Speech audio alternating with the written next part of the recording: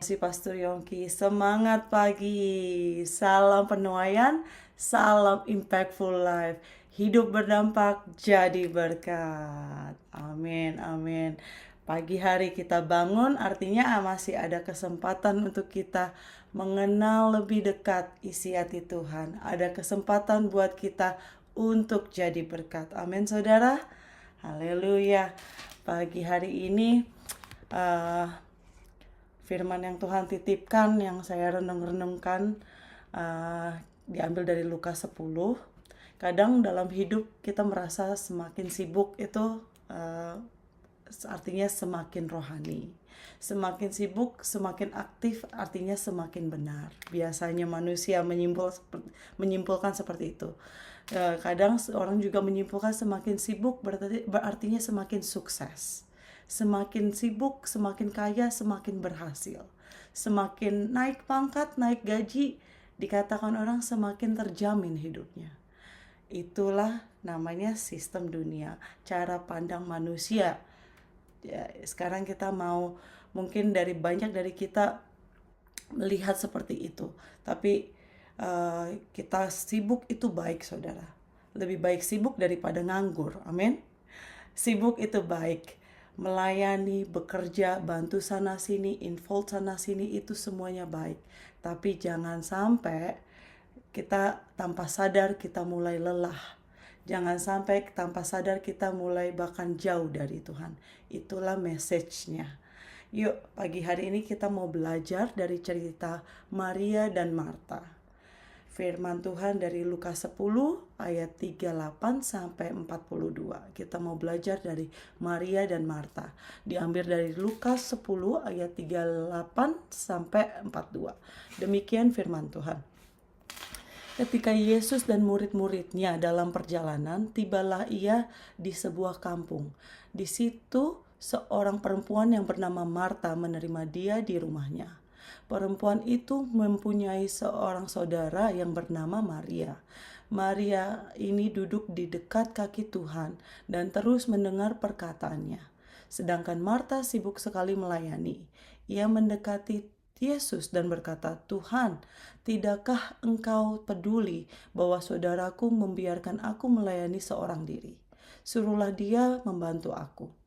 Tetapi Tuhan menjawab, "Marta, Marta, engkau khawatir dan menyusahkan diri dengan banyak perkara, tetapi hanya satu saja yang perlu. Maria telah mengambil bagian yang terbaik, yang tidak akan diambil daripadanya." Itulah firman Tuhan. Waktu Tuhan saya diingatkan dengan cerita ini, sebenarnya apa ya, agak-agak terchallenge buat saya. Karena menurut saya Marta itu juga melakukan hal yang baik. Jadi judul pada pagi hari ini kita mau sama-sama menanyakan diri kita, apakah aku Marta? Apakah aku Maria di hadapan Tuhan? Judul pagi hari ini, apakah aku Marta ataukah aku Maria di hadapan Tuhan? Kita mau belajar sama-sama dari cerita ini. Dan bulan ini BMC New York memiliki tema jadi murid dan memuridkan. Jadi apa tuh Rin hubungannya? Sebelum kita memuridkan, pastinya kita harus jadi murid. Amin. Sebelum kita jadi profesor, sebelum kita jadi guru, pasti kita harus lulus dulu jadi murid. Jadi nggak ada namanya shortcut. Itu saya terima. Dan amanat agung ini saya percaya BMC New York mendapatinya dari Matius 28 ayat 19 sampai 20, memuridkan. Matius 28 19 sampai 20 dikatakan di sini, "Karena itu pergilah, jadikanlah semua bangsa muridku dan baptislah mereka dalam nama Bapa, Anak dan Roh Kudus, dan ajarlah mereka melakukan segala sesuatu yang telah kuperintahkan kepadamu. Dan ketahuilah, aku menyertai kamu senantiasa sampai kepada akhir zaman." Ini adalah firman Tuhan. Ini adalah amanat agung buat kita untuk menjadi murid dan memuridkan. Amin. Dikatakan di sini, jadikanlah semua bangsa muridku. Tuhan gak pernah bilang, jadikanlah semua bangsa pelayanku. Tuhan mengatakan jadikanlah bangsa semua muridku. Terus gimana dong Irin? Firman Tuhan yang lain mengatakan kita itu adalah hamba Tuhan, hamba Allah. Kalau hamba harusnya artinya kita harus melayani Tuhan. Itu firman. Iya, saya tidak, kita nggak boleh ngutip-ngutip firman, saudara. Tuhan tidak hanya semata-mata untuk mencari pelayan, karena Tuhan itu, saya satu-satunya raja yang saya tahu ya, yang datang jadi manusia untuk melayani. Saya nggak tahu tuh raja di Inggris apa-apa. Tidak ada seorang pun selain Tuhan Yesus, dia mau datang untuk melayani. Dia itu raja, saudara. Tolong diingat, dia itu raja. Dia bukan orang sembarangan, tapi dia melayani. Jadi karena kerendahan hati Yesus, dia bukan semata-mata mau kita untuk menjadi hamba, tapi dia mau untuk kita jadi murid dan memuridkan. Lukas 17 dikatakan tentang firman Tuhan menjadi hamba. Lukas 17 ayat 10 dikatakan di sini, demikianlah jugalah kamu, apabila kamu telah melakukan segala sesuatu yang ditugaskan kepadamu, hendaklah kamu berkata, kami adalah hamba yang tidak berguna. Kami hanya melakukan apa yang kami harus lakukan. Betul, kita dipanggil untuk menjadi hamba Tuhan. Kita dipanggil untuk melayani, menjadi hamba Tuhan. Jadi waktu saya dapat firman ini, berarti apa yang Marta lakukan itu tidak jahat. Itu adalah baik. Tapi yuk sama-sama kita belajar apa yang Tuhan mau singkapkan pada pagi hari ini. Ada 3 poin. Poin yang pertama adalah kita lihat kehidupan Marta. Marta itu memiliki hati hamba. Tetapi perjalannya waktu, dia lupa, dia kehilangan fokus. Marta sibuk melayani Yesus, di ayat 40 katakan. Marta aktif, dia sibuk melayani Yesus. Marta itu tahu kalau zaman dulu tuh, kalau saya baca dari pasal-pasal berikut, Tuhan Yesus tuh lagi memuridkan.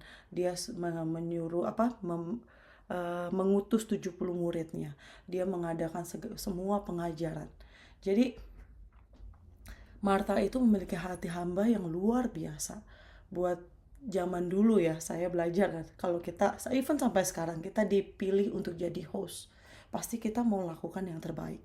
Amin. Jadi Marta itu melakukan hal secara budayanya, secara normnya, itu melakukan hal yang baik. Marta aktif, memang harus ada yang dilakukan karena dia menjamu Yesus dan murid-muridnya. Bayangkan saja, kita dipercayakan, didapat kasih karunia untuk menjamu Yesus dan murid-muridnya. Itu suatu kehormatan.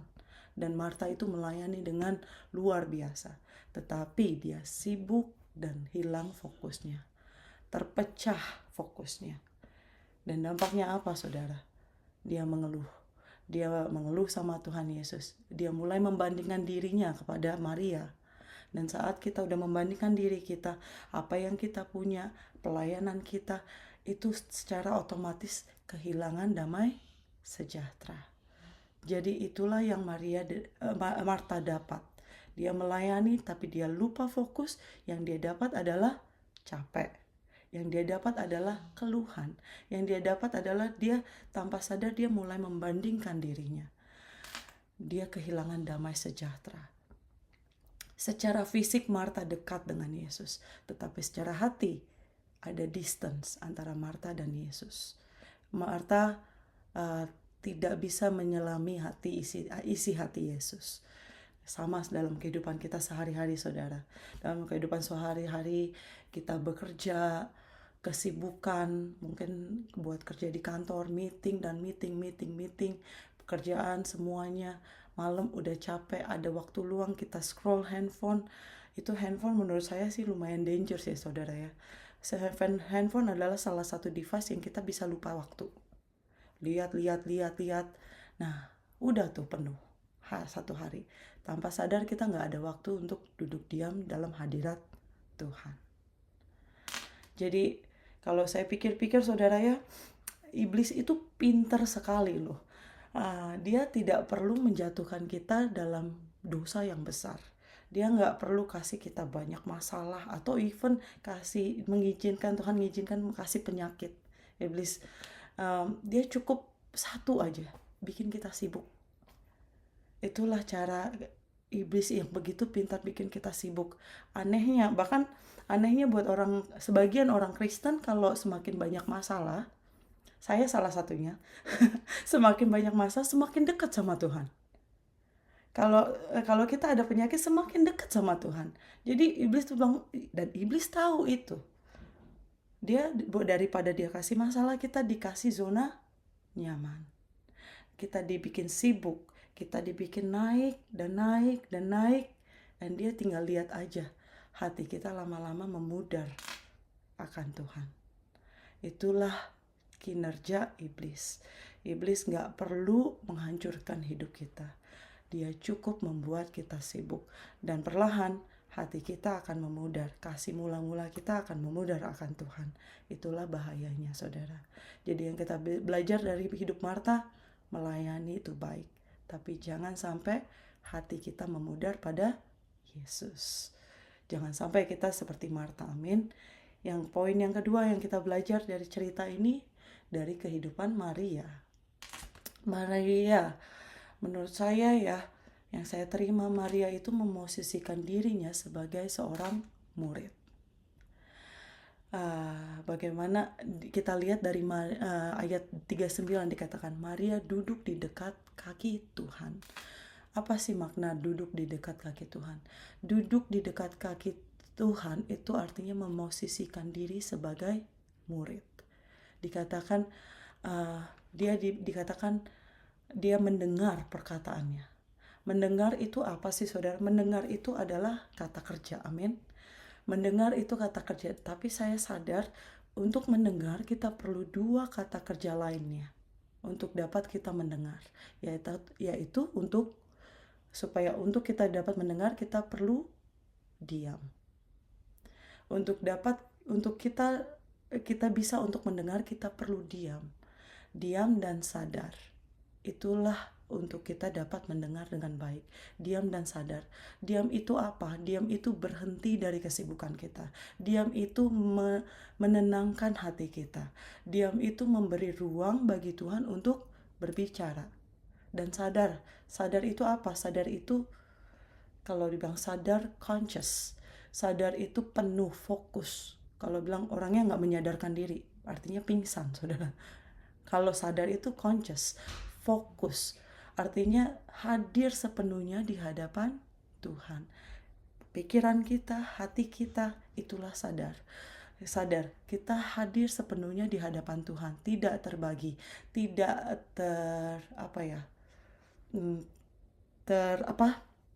berbagi fokus lah intinya, benar-benar memperhatikan suara Tuhan.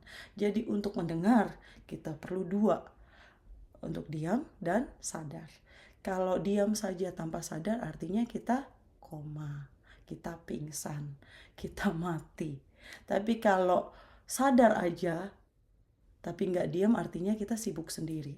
Jadi untuk mendengar suara Tuhan kita perlu dua, diam dan sadar. Dan itulah yang Maria lakukan. Dia mendengar perkataan Tuhan. Dia belajar. Belajar itu apa, saudara? Belajar itu melakukan apa yang didengar. Kalau Yesus mengatakan mengampuni, berarti belajar artinya kita belajar mengampuni orang. Itulah yang Maria lakukan. Dia mendengar, dia belajar. Dan habis itu Maria tuh dibentuk. Dibentuk, kalau dibilang sebagai murid itu kita dibentuk. Dibentuk artinya apa sih? Menjadi apa yang kita dengarkan. Pertama kita diberitahu, dikasih pengetahuan, dikasih penjelasan, dan kita belajar. Dan contohnya, kalau Tuhan mengajarkan kita mengampuni, kita memberi pengampunan. Tapi kalau udah dibentuk, artinya apa? Kita menjadi apa yang kita dengar. Artinya kita jadi orang pemaaf.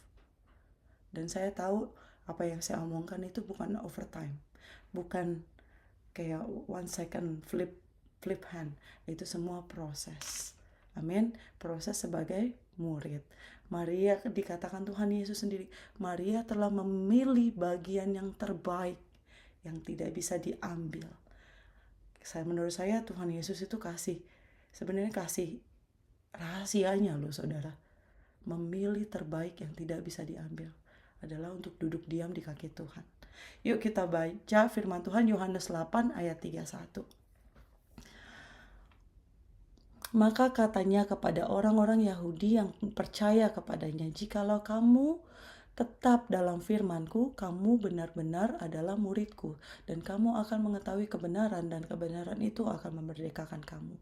Jadi secara nggak langsung Maria tahu firman ini. Kalau dia benar-benar hidup dalam firman, dalam apa yang Tuhan Yesus katakan, dia adalah murid Yesus. Dia adalah murid Yesus. Jadi Maria memilih hubungan daripada aktivitas semata. Dia memiliki hubungan kepada Yesus. Jadi menjadi murid dulu. Kita harus menjadi murid dulu, barulah kita bisa menjadi hamba yang benar. Untuk menjadi murid dulu, baru kita bisa menjadi hamba yang benar. Intimacy before the ministry, saudara. Itu tuh hakikatnya. Karena Tuhan gak mau kita melayani, tapi kita burn out. Tuhan gak mau kita melayani, tapi kita gak kenal sebenarnya isi hati Tuhan. Jadi intimacy before the ministry. Karena bagaimana kita bisa menjadi hamba yang baik, jadi hamba Tuhan yang baik kalau kita tidak menjadi muridnya. Mengenal apa yang dia mau, mengenal apa yang menjadi isi hati Tuhan. Amin. Murid artinya dipenuhi. Murid itu dibentuk, barulah dia melayani. Amin. Yohanes 15 ayat 5. Firman Tuhan dikatakan di sini, "Akulah pokok anggur dan kamulah ranting-rantingnya. Barang siapa tinggal di dalam aku dan aku di dalam dia, ia berbuah banyak.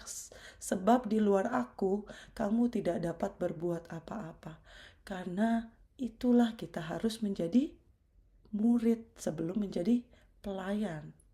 Karena hanya di dalam Yesus kita bisa menjadi seseorang.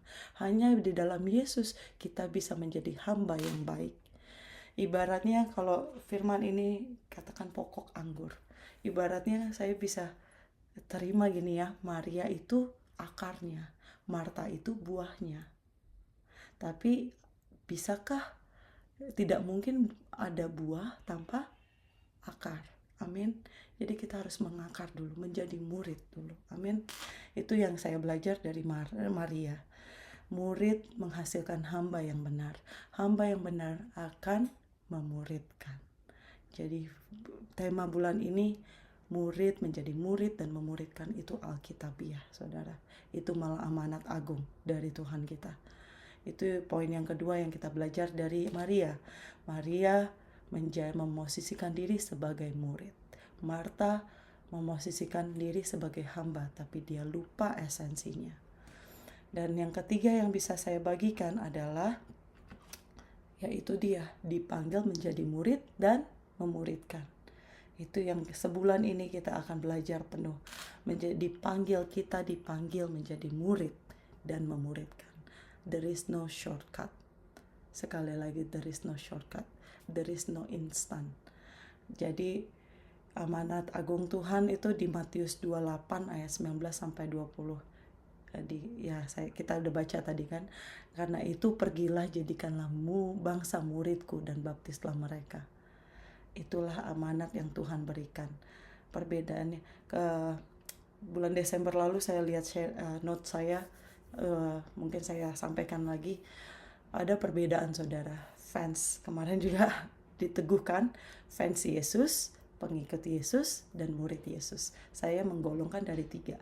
Fans Yesus, pengikut Yesus, dan murid Yesus. Fans itu artinya dia suka. Misalnya idol. Dia suka Yesus, dia takjub sama Yesus. Dia suka sama value-value pengajaran Yesus. Itu gak mesti orang Kristen, saudara. Contoh nyata, Muhammad Gandhi adalah fans Yesus. Itulah fans Yesus. Kedua, pengikut Yesus. Pengikut Yesus itu dia banyak kan firman Tuhan, dia berbondong-bondong mengikuti Yesus. Ciri-cirinya apa sih pengikut Yesus itu? Pengikut Yesus itu memfokuskan dengan apa yang Yesus bisa lakukan dalam hidupnya mereka. Berkat, kesembuhan, mujizat. Tapi kalau udah mau bicara taat, kalau udah mau bicara firman, biasanya followers Yesus, pengikut Yesus suka pilih-pilih ayat, saudara. Jadi gak boleh kita dari kita untuk pilih-pilih ayat. Amin. Kita harus semua dalam firman Tuhan. itulah saat emang dimana kadang-kadang firman itu berat buat kita, tapi percayalah disitulah peranan Roh Kudus. Amin. Jadi bukan kita untuk skip ayat itu, tapi untuk minta pertolongan atas Roh Kudus untuk dimampukan. Jadi kita nggak boleh pilih ayat yang fit into our situation. Amin. Kita saat itu susah, saya beberapa yang saya rasa saya pun secara daging tidak bisa, hanya karena bantuan oleh Roh Kudus. Kita nggak boleh skip, kita tetap harus dalam proses, tapi minta pertolongan Roh Kudus. Amin. Dan menjadi murid Yesus, ini udah seluruhnya, saudara. Duduk diam di kaki Yesus, artinya nempel sama Tuhan. Taat. Taat, katanya taat adalah bahasa kasih yang paling tinggi. Menurut saya sih iya. Karena dalam ketaatan itu kita kayak daging kita disalib. Amin. Terus kemarin diteguhkan oleh Pastor Lukas, berani membayar harga. Murid yang sejati itu berani membayar harga. Kita diingatkan kemarin, artinya apa? Motivasi yang benar itu penting. Harus bayar harga, berani bayar harga. Itu artinya apa sih? Berani bayar harga menurut saya secara banyak banget ya, saudara. Artinya mau dibentuk, mau diremukkan, mau di-crush. Untuk apa? Supaya isi hati Tuhan itu nongol dalam hidup kita. Kalau ngomong diremukkan, dikeras, saya ingat buah zaitun. Buah zaitun olive. Untuk mengeluarkan minyak yang kita pakai, yang sangat berguna itu, untuk mengeluarkan minyaknya, olive itu harus diremukkan. Harus dirumukkan, harus dikeras untuk mengeluarkan minyak. Minyak itu bicara apa? Urapan, saudara. Jadi tidak ada urapan tanpa proses. Tidak ada kemuliaan tanpa dihancurkan. Bukti nyata Yesus di kayu salib. Tuhan Yesus dihancurkan. Kita baru merayakan Paskah. Tuhan Yesus dihancurkan supaya kita tetap mulia di hadapan Bapa, supaya kita dibenarkan, supaya kita dikuduskan. Amin. Jadi Matius 10 ayat 24, seorang murid, ini tujuan seorang murid. Seorang murid tidak lebih baik daripada gurunya, dan seorang hamba daripada tuannya. Cukuplah bagi seorang murid jika ia menjadi sama dengan gurunya. Jadi kalau gurunya kita adalah Tuhan Yesus, jadi itulah goal utama kita, goal akhir kita, menjadi sama dengan guru. Kalau gurunya kasih, artinya kita kasih. Kalau gurunya benar, artinya kita harus benar. Kalau gurunya membangun hidup, kita harus juga membangun hidup, membangun value. Dan semua itu proses. Proses di mana kita harus jadi murid. Dan memuridkan itu penting. Kenapa itu penting, saudara? Karena hanya dengan memuridkan kita akan menjadi mahir. Ilustrasinya di sekolah, kalau kita dikasih materi, terus dikasih soal, kita bisa jawab good. Tapi kalau di mana kita sudah membantu teman, untuk membantu kayak menjadi tutor atau ngajarin atau apa, artinya itu tanpa sadar kita lebih dalam lagi menjadi murid. Tanpa sadar kita lebih harus mengerti dengan benar. Kita harus menjelaskan dengan jelas, dan kita harus menghidupi apa yang kita ajarkan. Jadi memuridkan itu yang Tuhan mau, karena apa? Dengan proses kita memuridkan, kita lebih lagi berakar terus ke dalam. Jadi kita sampai kita udah sudah ada dalam hati dan pikiran kita. Amin. Puji Tuhan, kita belajar dari Marta, memiliki hati hamba, duduk melayani Tuhan, tapi tidak semata-mata itu. Jangan buat hati kita lelah, jangan buat kita kehilangan damai. Tapi pilihlah menjadi Maria, duduk di kaki Tuhan sebagai murid, membuat hidup kita penuh dulu. Lalu kita melayani dari kepenuhan sebagai murid. Dan dari kehidupan yang penuhlah kita bisa memuridkan. Demikian firman Tuhan. Tuhan Yesus memberkati.